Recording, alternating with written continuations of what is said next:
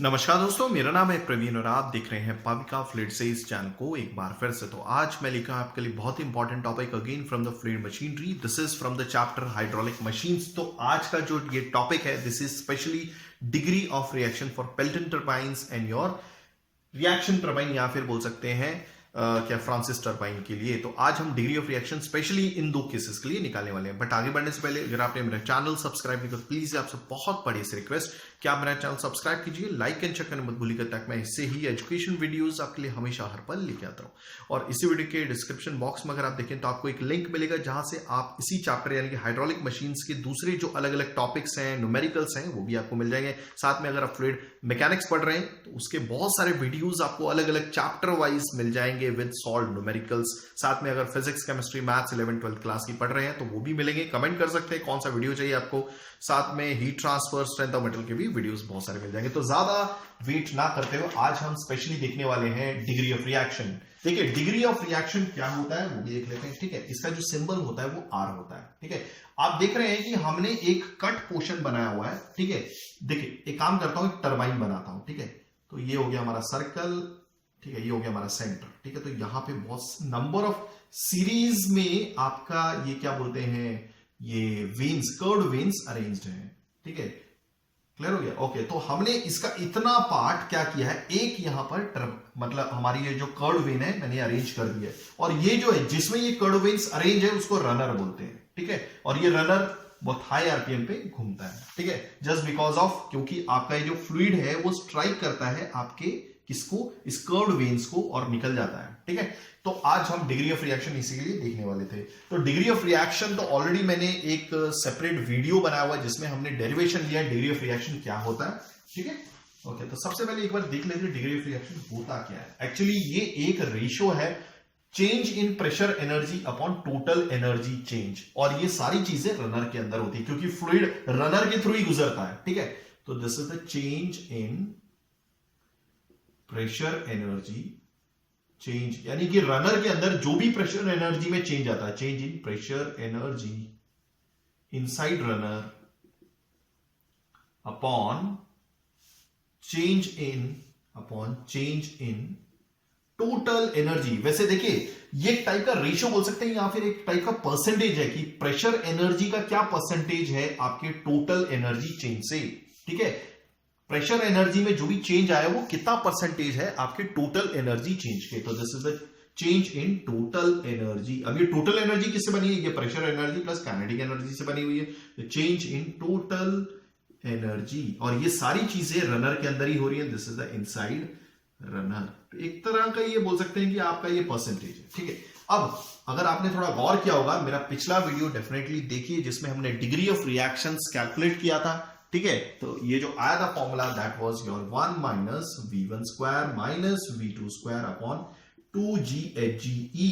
Okay, अब ये जो 2gHGE है, इसमें देखिए Hg जो है ये टोटल एनर्जी चेंज है, इसको बोलूंगा change in total energy inside runner. ठीक है, ओके, अब आप खुद सोचिए कि जो भी फ्लूइड एनर्जी दे रहा होगा रनर को, ठीक है, रनर क्या करेगा, वैसे भी ये रनर किसका, टरबाइन का। टरबाइन क्या करती है, आपकी एनर्जी निकालने का काम करती है पानी में से।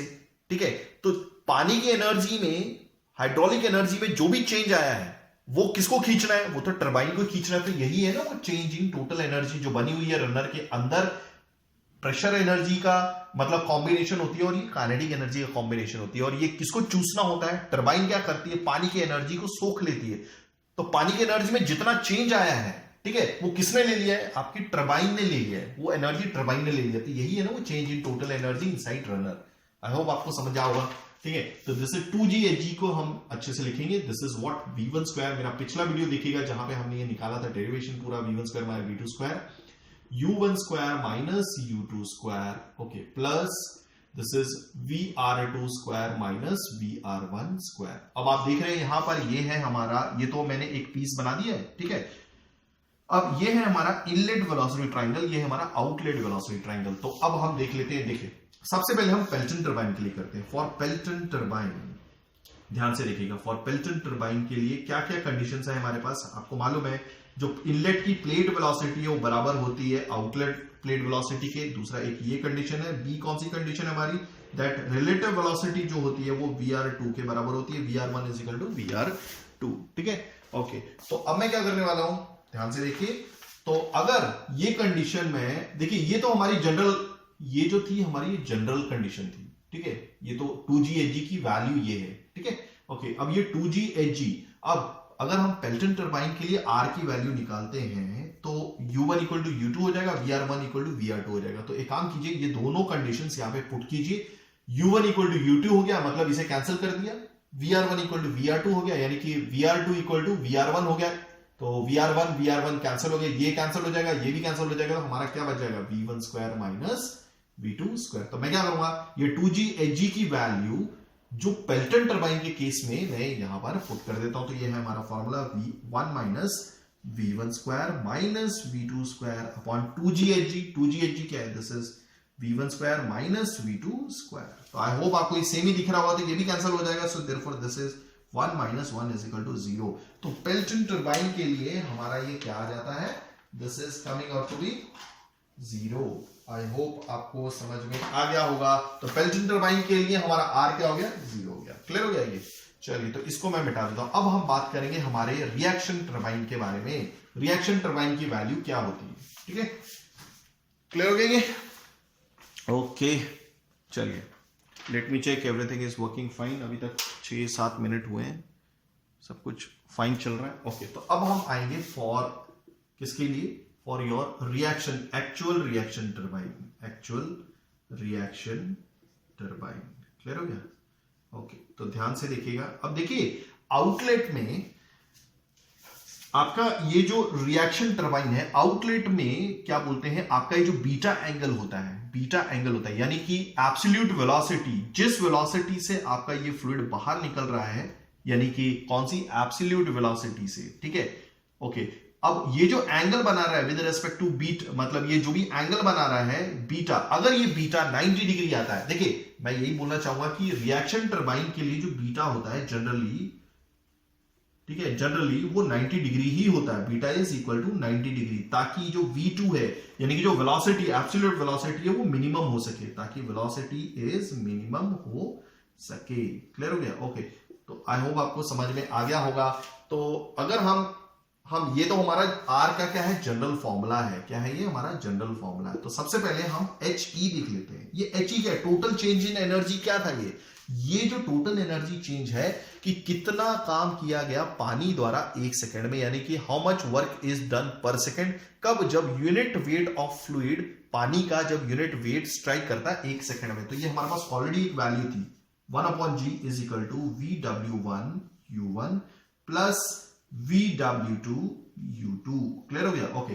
अब जबकि हमारा ये बीटा 90 डिग्री है, तो बीटा 90 डिग्री की वजह से हमारा क्या हो जाएगा, VW2 0 हो जाएगा, क्योंकि बीटा अगर 90 डिग्री है, देखिए 3 केसेस होते थे ना। अगर V2 लेस देन 90 डिग्री होता था, दूसरा केस था हमारा V2 जब 90 डिग्री के बराबर हो सकता था, और ये तीसरा केस जब V2 जो है हमारा क्या बोलते हैं, यानी कि जो बीटा है वो मोर देन 90 डिग्री होता है। 3 केसेस हो सकते हैं, मगर इस केस में एक्चुअल टरबाइन, यानी एक्चुअल रिएक्शन टरबाइन के लिए बीटा हमेशा 90 डिग्री ही होता है। तो उसकी वजह से क्या होता है, V2 जो वेलोसिटी, एब्सोल्यूट वेलोसिटी, वो मिनिमम हो जाती है। और जब बीटा इक्वल टू 90 डिग्री हो जाता है तो automatically VW2 is equal to 0 हो जाता है। तो ये VW2 0 हो गया, तो ये पूरा कैंसिल हो जाएगा। सो देयरफॉर जो HE है आप लिख सकते हैं 1/g is equal, this is VW1 into U1। हो गया ये भी क्लियर। चलिए, तो मैं इसको अब मिटा देता हूं। हाँ, ये तो हो गया। चलिए, फॉर्मूला मैं यहां लिख देता हूं, दिस इज ऑल्सो R। ये जनरल फॉर्मूला है 1 minus V1 square minus V2 square upon 2GHE। हो गया, चलिए तो ये मिटा देता हूं। अब ये फॉर्मूला आ गया है, तो इसको मैं बाकियों को मिटा देता हूं, क्योंकि बाकियों का तो कोई काम नहीं है। चलिए, अब हम देखेंगे इसे कैसे डिराइव किया जाए, ठीक है, ध्यान से देखिएगा, ओके। क्योंकि ये वैल्यू सारी है, देखिए ये सारी की सारी वैल्यू 2GHE की वैल्यू, सबसे पहले हम HE की वैल्यू तो निकालें। ये सारी की सारी वैल्यू इस जनरल फॉर्मूले में पुट करनी है। HE equal to 1/g VW1 into U1। Clear हो गया, ओके। चलिए, H E equal to 1/g। VW1 क्या है? देखिए VW1 क्या है, ये आपका V1 का एक कंपोनेंट है, ठीक है, समझ में आ रहा है? V1 का एक कंपोनेंट है VW1। तो इस VW1 को मैं कैसे लिखूंगा, ठीक है।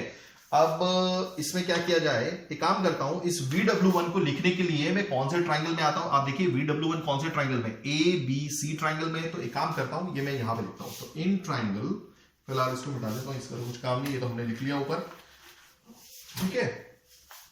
तो आप देखिए इन ट्राइंगल ABC, तो ऐसा देखिए अल्फा के ऑपोजिट जो भी साइड होती है वो परपेंडिकुलर होती है, और ये जो क्या बोलते हैं, जो बाकी बची हुई साइड है क्या होती है, ये बेस होती है, और ये वाला जो है ये 90 डिग्री है, तो इसके अपोजिट हाइपोटेन्यूज होती है, ठीक है। हमें लिखना है VW1, तो मैं क्या यूज करूंगा, हमारा देखिए, तो अल्फा के अपोजिट ये परपेंडिकुलर हो गया, AB BC हो गया आपका बेस हो गया, AC आपका हाइपोटेन्यूज हो गया। तो ऐसा कौन सा ट्रिग्नोमेट्रिक रेशियो है जो परपेंडिकुलर और बेस के बीच में रिलेशन दे? तो ऐसा tan भी है, tan थीटा भी है, और एक होता है हमारा, थीटा नहीं बोलूंगा, एक tan ट्रिग्नोमेट्रिक रेशियो है और एक cot है, तो मैं cot लूंगा, ठीक है।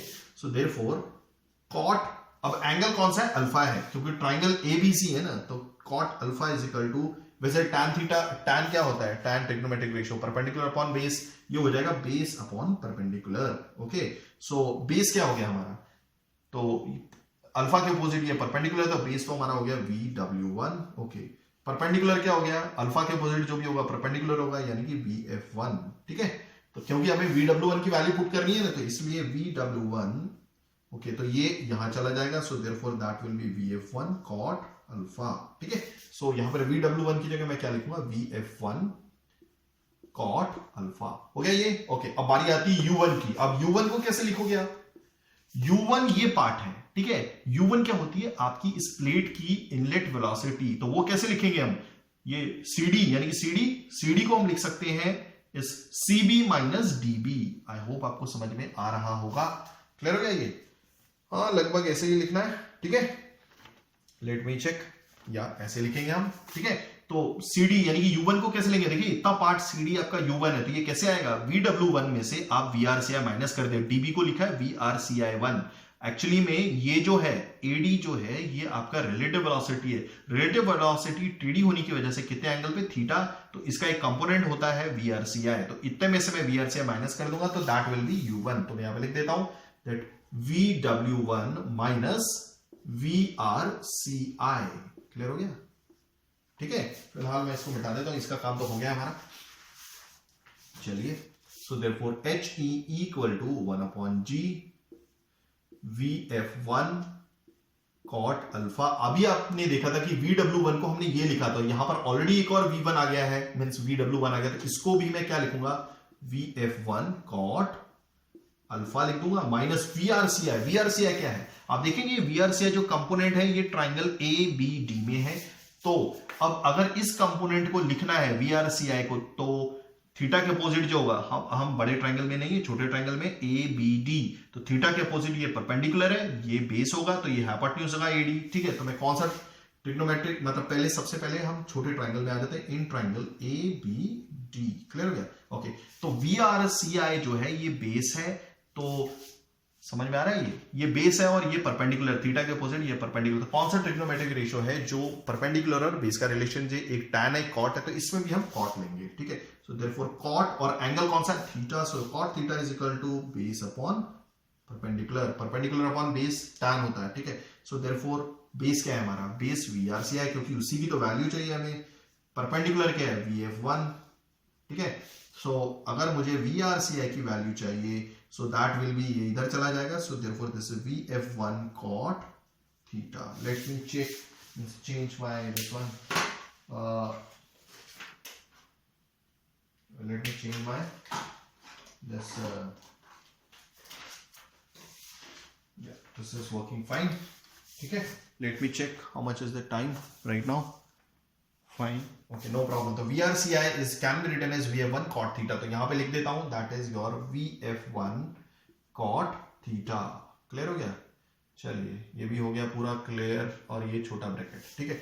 तो अब मैं क्या करता हूं, इसको मिटा देता हूं, कोई क्वेश्चंस होंगे तो आप पूछ सकते हैं। HE equal to 1/g, this is VF1, देखिए अब आप थोड़ा सा गौर कीजिए, कि VF1 इसमें भी है इसमें भी है, तो VF1 और VF1 बाहर निकाले तो कॉमन आ जाएगा, तो ऑलरेडी VF1 बाहर था तो ये VF1 स्क्वायर हो जाएगा और that is your cot alpha. यहां पर क्या आएगा, this is cot alpha minus cot theta. हो गया ये, लेट मी चेक क्या लगभग सही है। यस, ये हो गया हमारा VF1 square cot alpha minus cot theta. ठीक है, तो ये एच की वैल्यू मैं यहां पे लिख देता हूं। ठीक है, तो this 1/g VF1 square cot alpha into cot alpha minus cot theta. हो गया ये क्लियर? चलिए ये हो गया हमारा। चलिए ये तो हो गया हमारा। ओके ठीक है, तो हमने अगर आप देखेंगे तो हाँ एच की वैल्यू निकाल ली। अब बारी है V1 square minus V2 square निकालने की। V1 square minus V2 square. Okay, तो ये V1 स्क्वायर को हम कैसे लिख सकते हैं? अगर आप थोड़ा सा गौर करेंगे, V1 कौन सा ट्रायंगल में? ABC ट्रायंगल में। आप देख रहे होंगे ये R की वैल्यू देखिए। अब हम रिएक्शन टर्बाइन के लिए R की वैल्यू निकाल रहे हैं, तो H की वैल्यू हमने निकाल ली है। V1 square minus V2 square की वैल्यू निकाल लिया। V1 की वैल्यू, V1 क्या है? V1 आपका एब्सोल्यूट वेलोसिटी है इस इनलेट वेलोसिटी ट्रायंगल में। अब ये ट्रायंगल में आता है ABC ट्रायंगल में आता है, तो सबसे पहले हम इन ट्रायंगल ABC में चले जाते हैं। ठीक है, ओके, तो आप देख रहे हैं ये 90 डिग्री के अपोजिट ये हाइपोटेन्यूज है और ये है हमारा, और क्या चीज है हमारा, दिस इज, हाँ ये हमारा परपेंडिकुलर है। ठीक है, तो अब हम कौन सा ट्रिग्नोमेट्रिक रेशियो यूज करेंगे जो हमारे को हाइपोटेन्यूज और परपेंडिकुलर के बीच में रिलेशन दे? तो ऐसा आइदर साइन है या फिर कोसेक है। ठीक है, अब जो एंगल है वो अल्फा है, तो अल्फा के अपोजिट जो साइड होगी इन ट्रायंगल ABC में ये परपेंडिकुलर होगा। तो ऐसा कौन सा ट्रिग्नोमेट्रिक रेशियो है जो परपेंडिकुलर और हाइपोटेन्यूज का रिलेशन दे? तो एक है हमारा साइन और दूसरा कोसेक। अब हम कोसेक यूज करेंगे, तो that is cosec alpha is your, sine होता है परपेंडिकुलर अपॉन हाइपोटेन्यूज, तो ये होगा हाइपोटेन्यूज अपॉन परपेंडिकुलर। तो हाइपोटेन्यूज क्या हो गया हमारा? दैट इज योर V1, क्योंकि V1 की वैल्यू चाहिए, और परपेंडिकुलर क्या हो गया? VF1। क्लियर हो गया? So therefore V1 is equal to VF1 यहां आ जाएगा, so therefore this is VF1 cosec, clear हो गया? This is cosec alpha. तो V1 की जगह मैं क्या लिखूंगा? That is your VF1 cosec alpha, ये होल स्क्वायर, क्योंकि यहां पे स्क्वायर है, माइनस V2। अब देखिए इस केस में मैं यहां पे लिख देता हूं। ठीक है, आपका फ्लो कंपोनेंट VF1 और VF2 सेम ही रहेंगे। VF1 is equal to VF2 is equal to V2। Clear हो गया? यहां पे तो लिखा ही हुआ है कि V2 VF2 के बराबर है, बट VF2 VF1 के भी बराबर है। क्लियर हो गया? ये याद रखिएगा। तो मैं V2 की जगह क्या लिख दूंगा? यहां पर V2 की जगह लिख सकता हूं VF1, और ऊपर स्क्वायर है तो यहां पे स्क्वायर लिख देता हूं। ठीक है, चलिए इसको भी मिटा देता हूं। अब मैं क्या करूंगा? ये स्क्वायरिंग दोनों साइड कर दूंगा, V1 square minus V2 square. तो ये स्क्वायर इस पर भी आएगा, तो that will be VF1 square cosec alpha का स्क्वायर माइनस VF1 स्क्वायर। अब आप देखिए VF1 स्क्वायर इधर भी है इधर भी है, तो इसे कॉमन ले लीजिए। So that will be VF1 square cosec, ये भी काम नहीं कर रहा है। Again the problem is with the sketch pens, don't worry, कोई बात नहीं, ओके ओके, नो प्रॉब्लम। तो cosec square alpha minus 1। Clear हो गया? ओके, अब आपको मालूम है कोसेक स्क्वायर अल्फा क्या होता है? कॉट स्क्वायर अल्फा होता है। Therefore VF1 square into cot square alpha. ये जो V1 square minus V2 square आया है, ये क्या लिखेगा? Let me check. या तो ये हो गया हमारा ये। ठीक है, तो यहां पर ये 1, this is 2, this is 3, this is, और ये जो 4 आया ये क्या है? V1 square minus V2 square can be written as your VF1 square into cot square alpha. ठीक है, चलिए हो गया। अब मैं क्या करूंगा? डायरेक्टली हमारा मींस एक्चुअल रिएक्शन टर्बाइन के लिए वैल्यू इसके लिए पुट करूंगा। Therefore R is equal to 1 minus V1 square minus V2 square, ये आ गया हमारा। This is VF1 square cot square alpha upon, हो गया ये। ओके, अब 2GHG, तो दिस इज 2G मैंने लिख लिया। अब He की वैल्यू जो है वो ये दी हुई है, this is into 1 upon G। Clear हो गया? यहां पे डॉट डाल देता था कि इनटू है। This is VF1 square cot alpha into cot alpha minus cot theta. Okay, अब आप देखिए ये G cancel, VA1 square cancel, एक कॉट अल्फा से ये आपका कैंसिल हो गया, सो देयरफॉर हमारे पास जो बच जाता है 1 माइनस कॉट अल्फा, एक बच जाएगा। ओके, 2 नीचे रह जाएगा, यहां पर तो कुछ नहीं बचेगा, so therefore this is cot alpha minus cot theta. I hope आपको समझ में आ गया होगा। Let me check, this is the same answer.